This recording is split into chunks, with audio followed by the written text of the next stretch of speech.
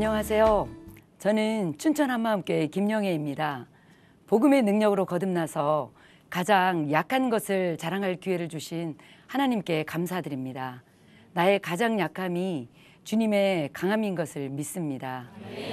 저는 연골 무형성 장애, 즉 외소증 장애를 가진 장애인이에요.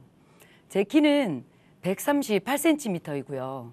중학교 때쯤 성장이 멈추어서 키가 더 이상 자라지 않고 몸만 옆으로 불어나서 지금의 이 모습입니다.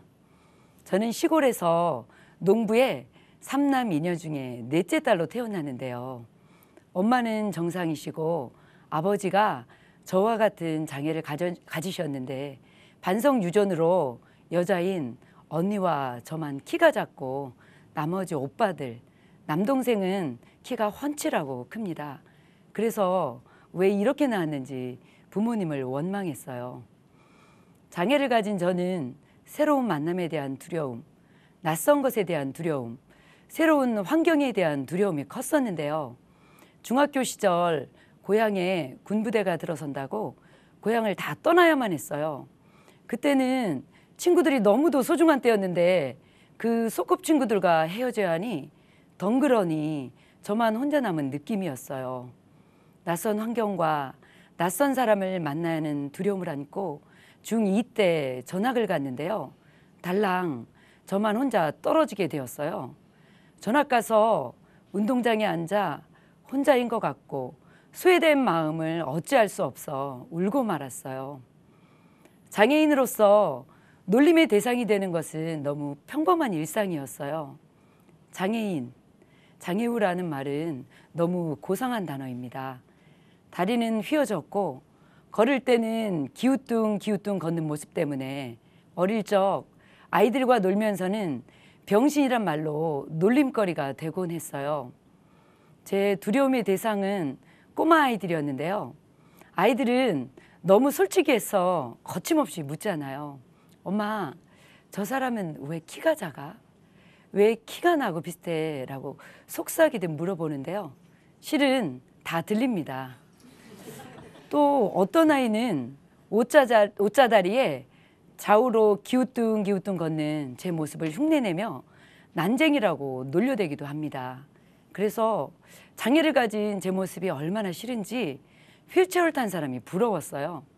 나도 내 다리가 안 보이게 휠체어를 타고 다녔으면 좋겠다고 생각했어요. 그래서 제 모습이 드러나는 게 싫어서 공중 목욕탕에도 다니지 못하고 아주 더운 여름에도 반바지를 입지 못했어요. 저는 결혼에 대해 백마탄 왕자를 만나는 환상이 있었는데요.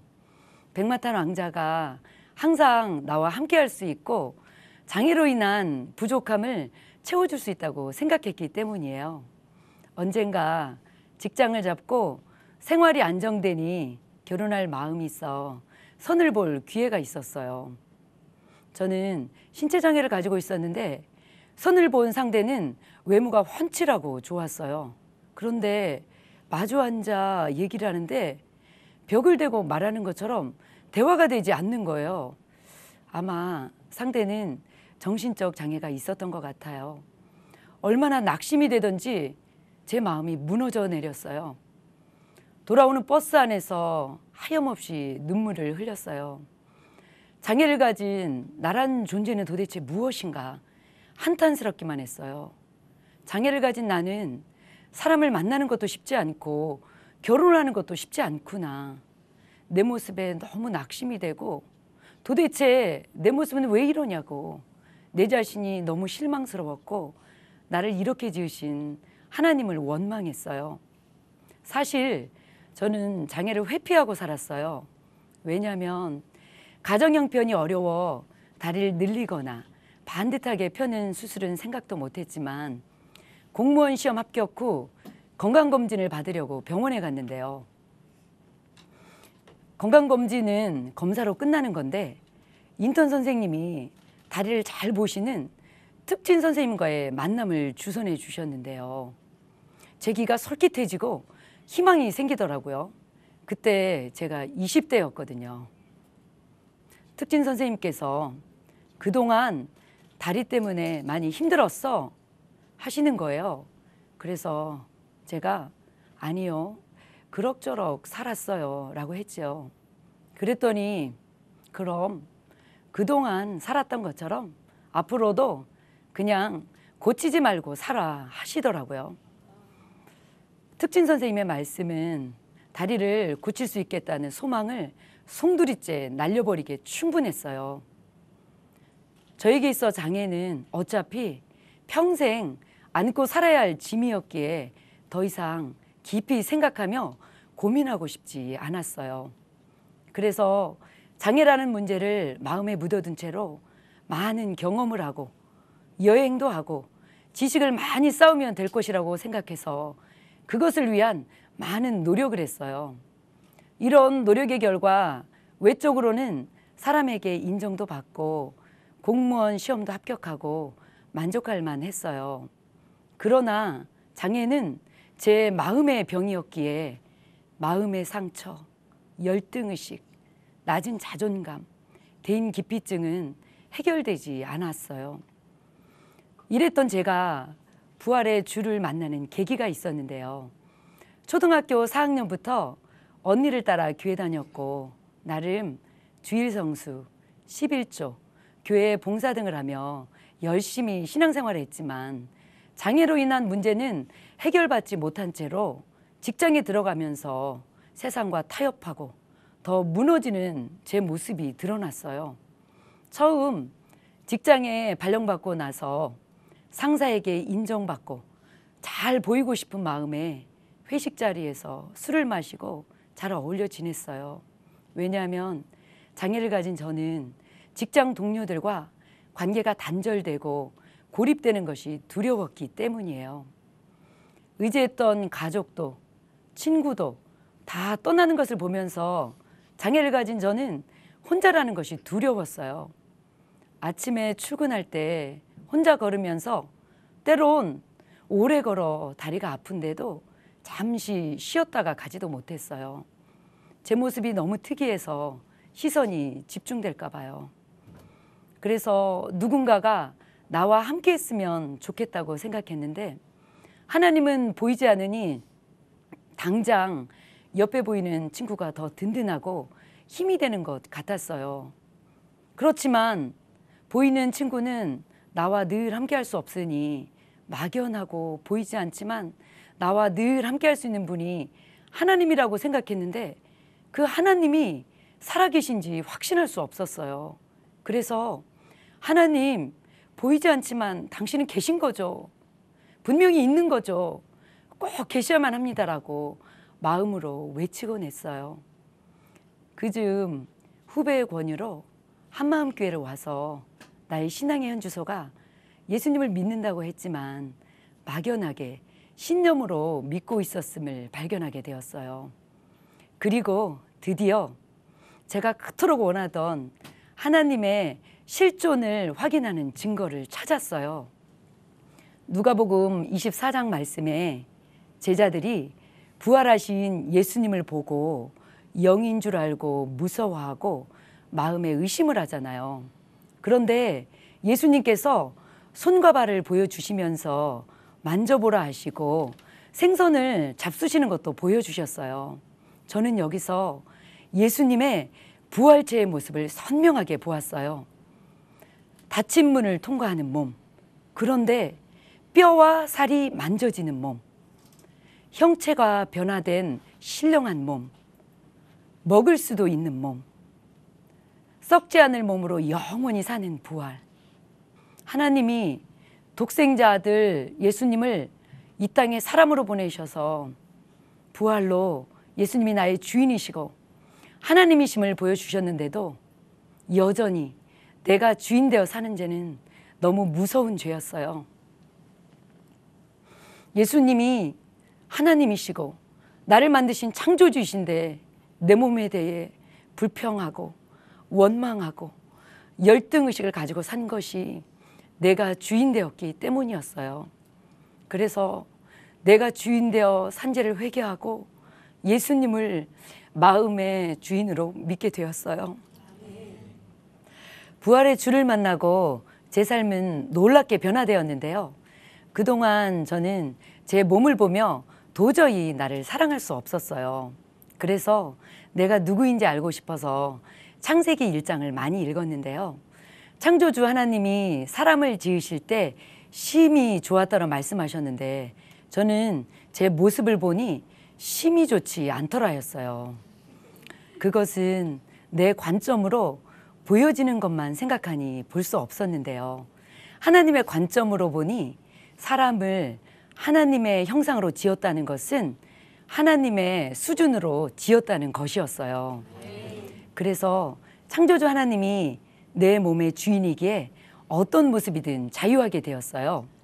이제는 사람의 시선을 의식하지 않고 공중 목욕탕에도 가고 저의 모습이 드러나는 수영장에서 자유롭게 수영도 합니다. 물론 더운 여름에 반바지도 잘 입고요. 저의 있는 모습 그대로를 사랑하게 되었어요.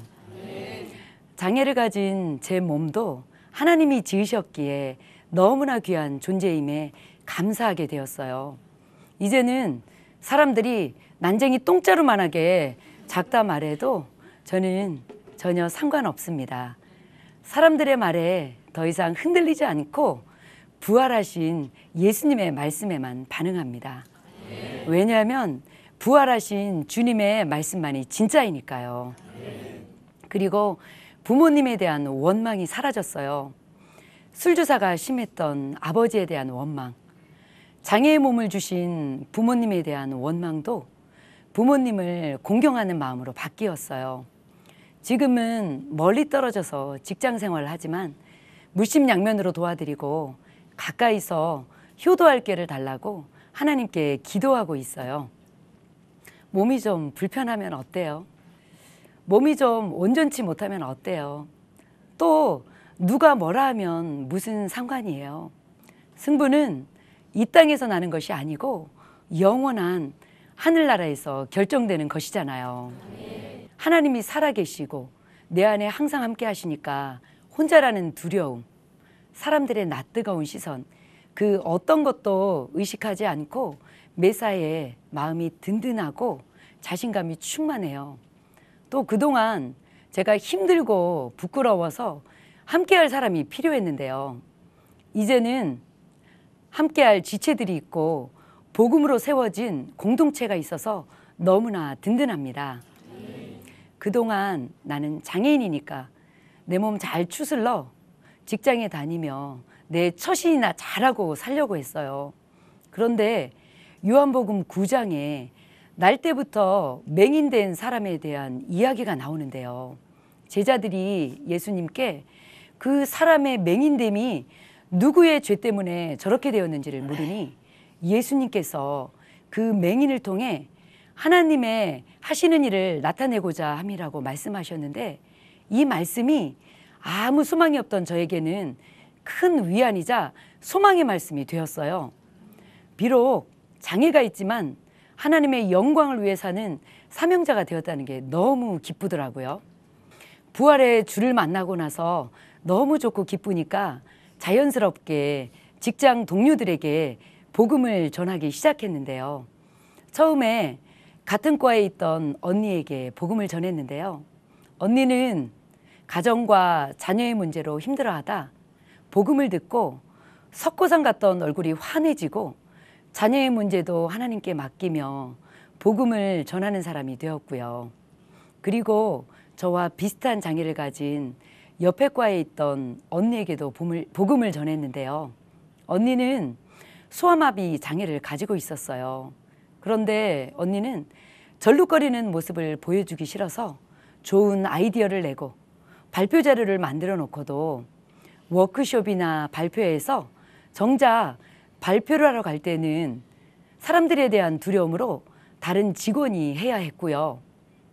어쩌다 상을 받을 기회가 생겨도 단상 앞에 나가는 걸 부담스러워했어요. 그런데 부활의 복음을 듣고 1,500명의 성도들 앞에 나가 간증하는 아주 담대한 사람이 되었어요.